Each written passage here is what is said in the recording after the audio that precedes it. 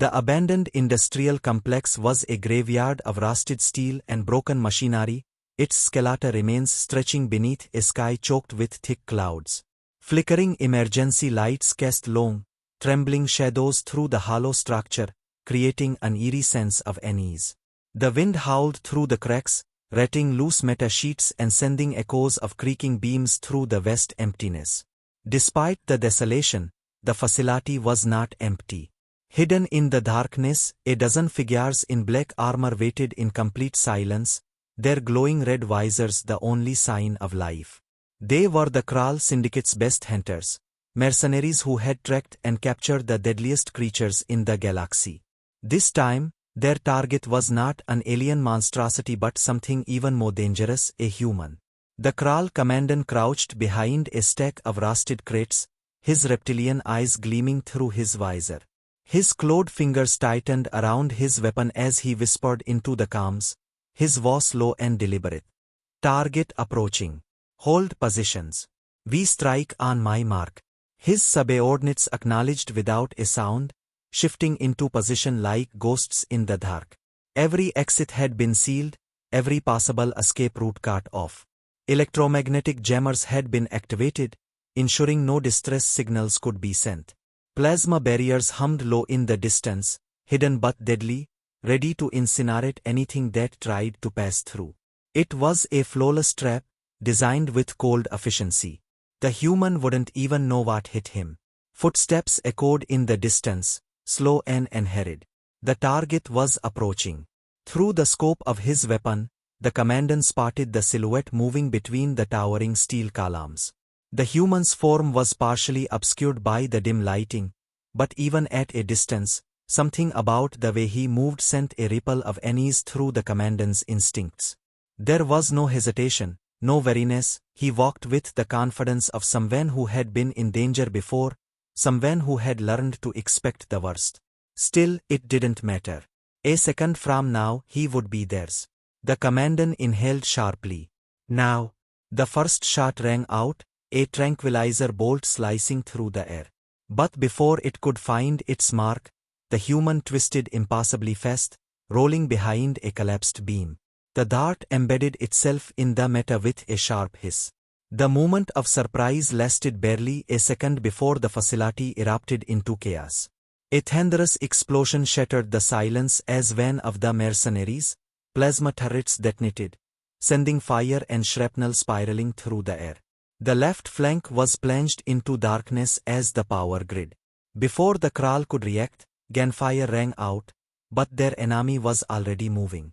The human weaved through the shadows like a spectre, too fast, too unpredictable.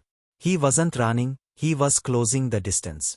One of the mercenaries shouted in alarm as his weapon was yanked from his grasp. A second later, he was lifted off his feet and thrown into the wall with a sickening crack. Another Kral pivoted, raising his rifle, but a blade flashed in the dim light, silent, precise. The weapon clattered to the floor before its owner crumpled, unconscious before he even registered the attack. The commandant gritted his teeth, adrenaline flooding his system. Regroup. Close ranks. But it was too late. The human was in their midst now, his movements a blur of brute efficiency. He struck with a mix of raw strength and practiced precision, his blows sending Kral warriors sprawling with terrifying ease. Their armor, designed to withstand plasma fire, offered little protection against the sheer force of a strength. One by one they fell. Those who attempted to flee found their paths blocked by the very barriers they had set up. Within minutes, the battle was over. The commandant groaned, pushing himself up from the ground, his vision swimming. His weapon was gone. Around him, his squad lay defeated, some unconscious, others groaning in pain. A shadow loomed over him, and he looked up to see the human standing there, completely unscathed. For the first time in his long career, the Kral commandant felt real fear. The human crouched beside him, his expression calm, almost amused. 12 against 1, he murmured. That wasn't very fair, was it? The commandant swallowed, his throat dry. The air was thick with the scent of scorched metal and blood.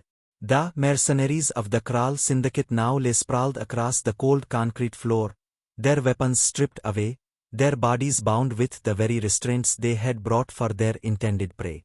The only sound in the room was the faint hum of flickering emergency lights, the rhythmic drip of a leaking pipe, and the slow, deliberate footsteps of the man who had dismantled their ambush.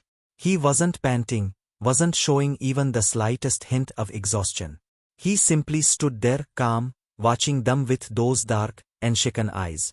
The Kral commandant, battered but still conscious, forced himself to sit upright.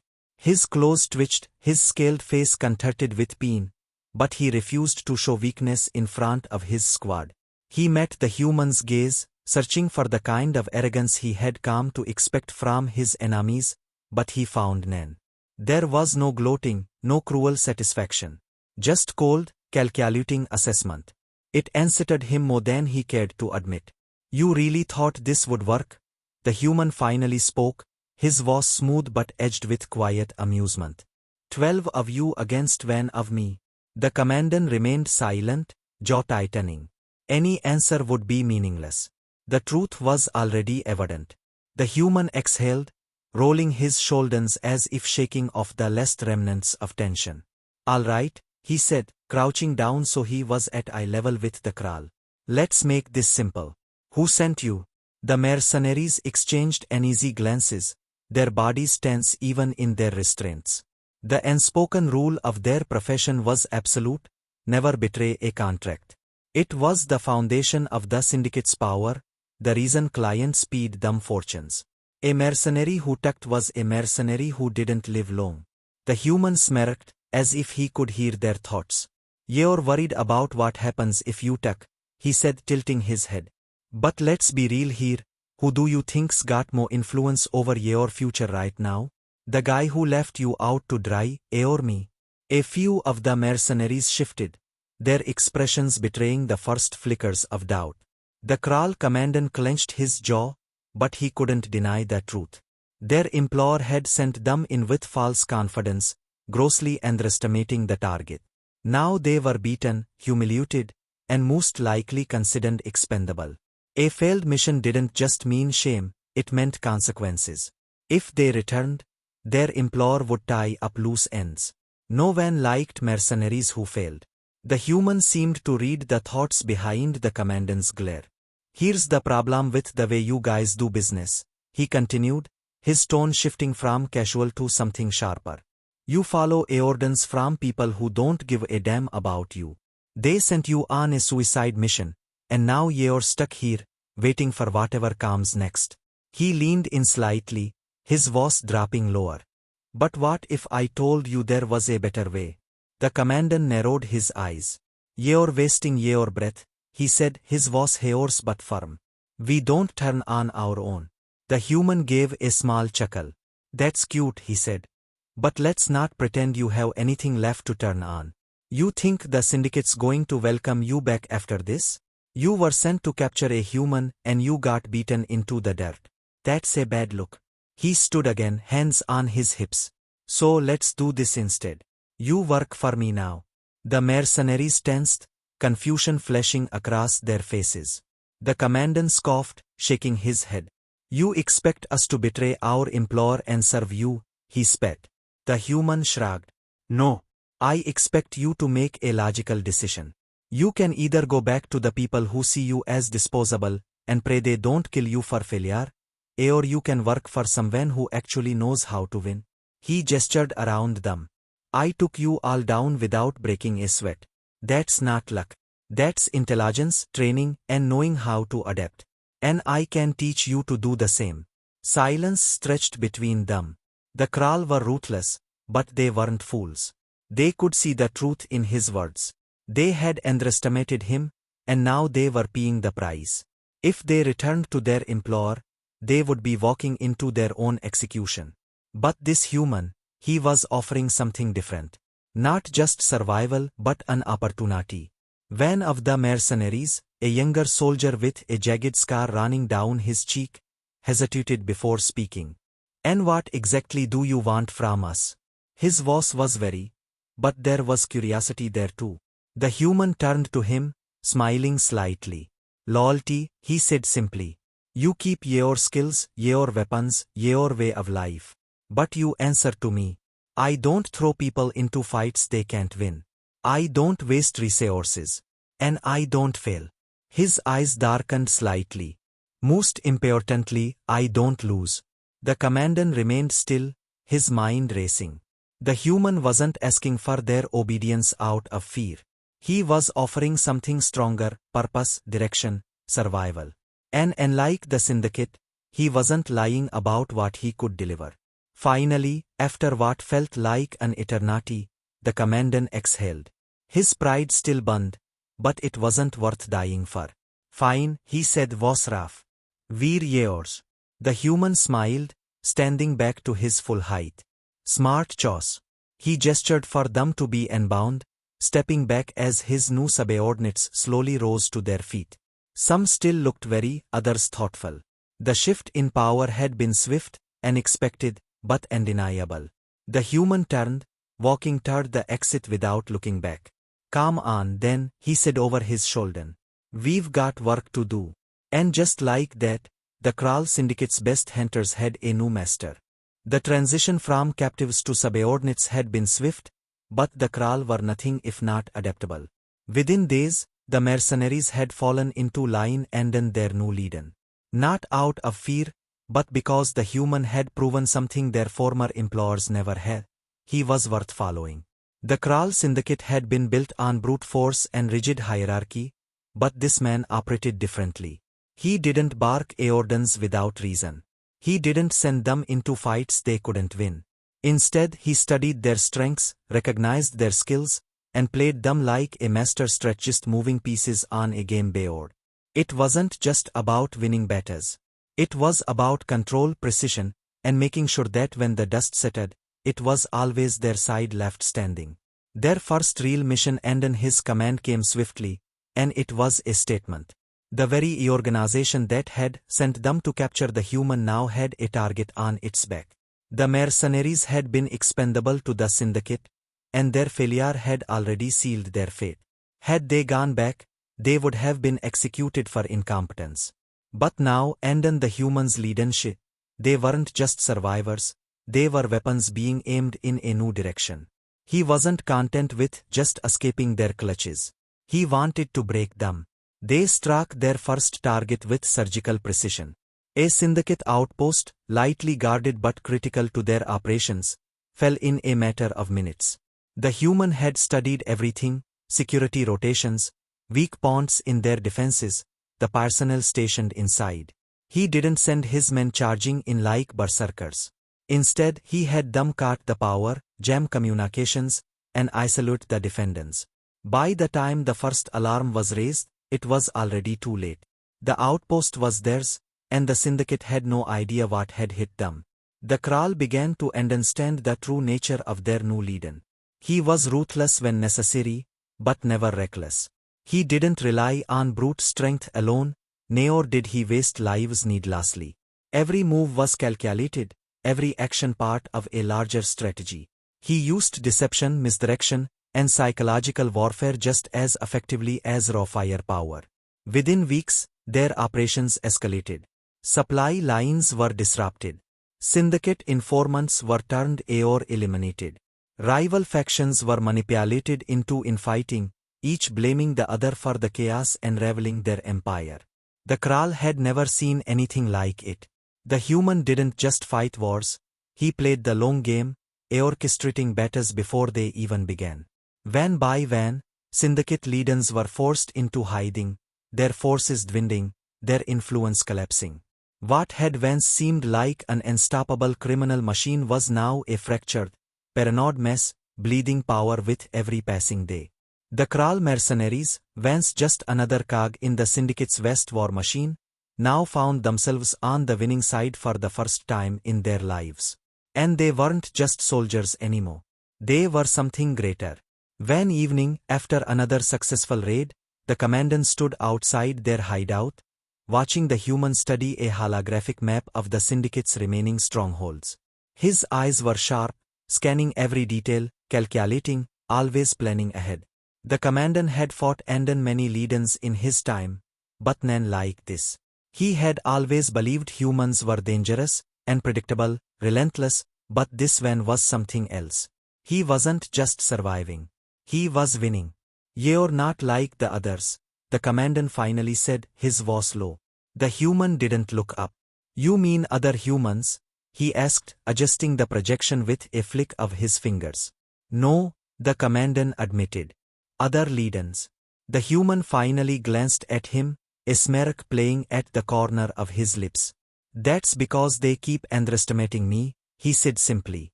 "And that's the last mistake they ever make." The commandant exhaled, his claws flexing slightly. He had spent his entire life following orders, believing in the strength of those above him. But strength alone had never been enough. He had seen warlords rise and fall, powerful men ended by arrogance or blind ambition. But this human, he was different. He didn't rely on fear or brute force. He was a predator but a patient one, always 3 steps ahead. And the Kral had stopped being prey the moment they chose to follow him. The war against the syndicate wasn't over, but it was no longer a question of if they would fall, only when. And when that day came, the Kral wouldn't just be survivors. They would be the ones standing at the top, with a leader who had turned a failed ambush into an empire. The collapse of the Kral syndicate was not sudden, nor was it loud. It was a slow, methodical disintegration, orchestrated by the very man they had once sought to capture. The human had played the long game, striking at their foundation before they ever realized they were at war. By the time they understood what was happening, it was already too late. Their supply chains were severed, their allies either turned or destroyed, and their leadership reduced to desperate fugitives hiding in the shadows. What had once been a criminal empire had become nothing more than a fractured collection of fleeing warlords, all scrambling to avoid the inevitable. With every victory, the legend of the human grew. He was no longer just the one who had survived an ambush, he had become something far greater. His name carried weight in places where it had once been unknown, spoken in hushed tones in the underworld's deepest circles. The Kral who had once served as faceless enforcers for an anchoring machine now found themselves part of something entirely new. They were no longer just mercenaries. They were the architects of a new Eordan, led by the one being who had outplayed the galaxy's most ruthless. And as the last remnants of the syndicate crumbled, their enemies began to realize a terrifying truth. The human wasn't fighting for survival anymore. He was building an empire. It wasn't an empire ruled by fear, though fear certainly played a part. It was one ruled by results. He didn't demand loyalty, he earned it. He didn't rely on brutality alone, he used strategy, intelligence, and leverage to ensure that when people followed him, they did so willingly. The bounty hunters, smugglers, and spies who had once taken Eordans from weak fools now answered to someone who actually knew what he was doing. And unlike the syndicate, the human didn't tolerate incompetence.